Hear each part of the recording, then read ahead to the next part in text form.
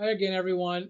Here's the latest video briefing for the weekend storm. Yeah, unfortunately, right during the weekend, starting Saturday afternoon with the wind and rain, and some areas like San Diego County and our mountains continuing through Sunday. So let's take a look at it because it's going to be some wetting rain and also a cold, windy storm. So we'll see some snow accumulation in low elevations, at least down to 5,000 feet. These are the highlights. Dry weather continues and warm inland, 80s in the Coachella Valley, for example. A strong Pacific storm will arrive this weekend. Looks like precipitation starts Saturday afternoon and then through the evening Saturday with shower activity, which means on and off rain on Sunday in the unstable cold air. The timing, of course, right in the afternoon on Saturday and into Saturday night. On Sunday, a lot of places will get a break, but do have the umbrella handy because showers will be around, even in Orange County and Inland Empire. We'll see some strong winds, even on the coast ahead of the storm, and especially in the deserts and through the mountain passes. The wind will initially be coming up more from the south-southwest and then shift to the west with the colder air rushes in Saturday night and early Sunday.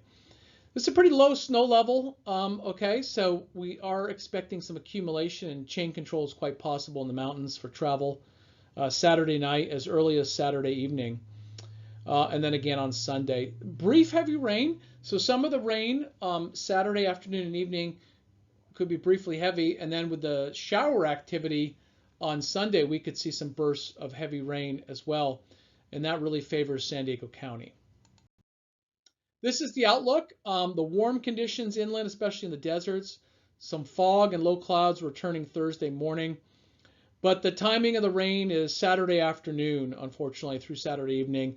And then we call it showers on Sunday, with the shower activity most significant in San Diego County on Sunday. And then, of course, those lowering snow levels will cause problems in our mountains.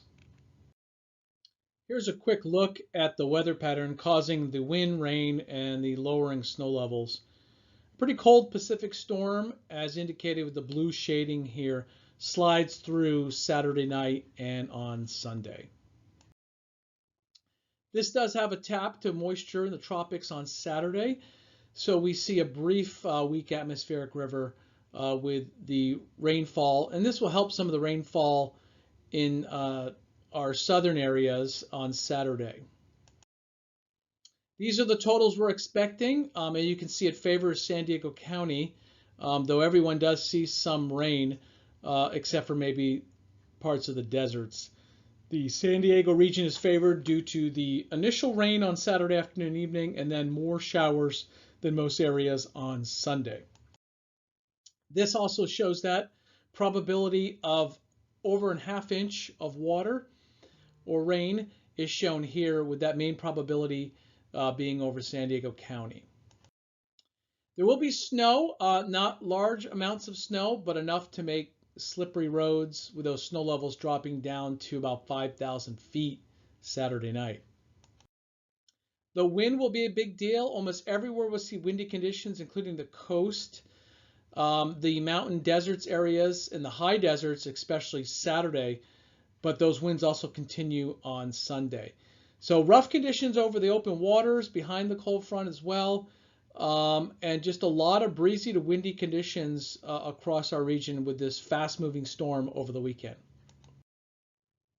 It does look to remain unsettled, so for early April and then of course late March is shown here. Another weather system in late March, perhaps around the 28th of March, will swing across California on the jet stream line there indicated in black. And that doesn't really go away. It kind of shifts a little bit, but potential another storm for early April. So it keeps significant, unsettled weather in much of California, including Southern California, with additional storm potential even after the one coming up this weekend.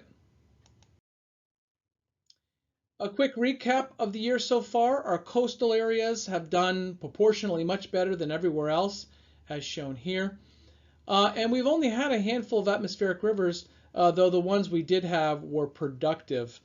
So a lot of rain in our region, not just from atmospheric rivers, but from Pacific storms and really unstable conditions, cold air. But those atmospheric rivers helped as well, especially in early February.